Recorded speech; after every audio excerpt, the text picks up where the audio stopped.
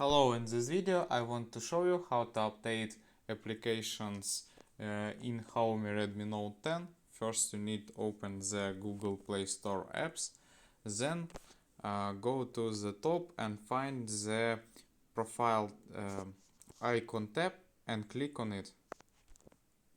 Here we must click on the Manage Apps device and then select Manage. Click on the updates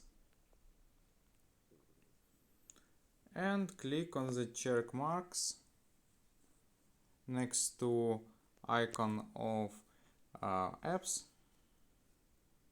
for example this and this, and then click on the arrow and apps will be updated. That's all. Goodbye.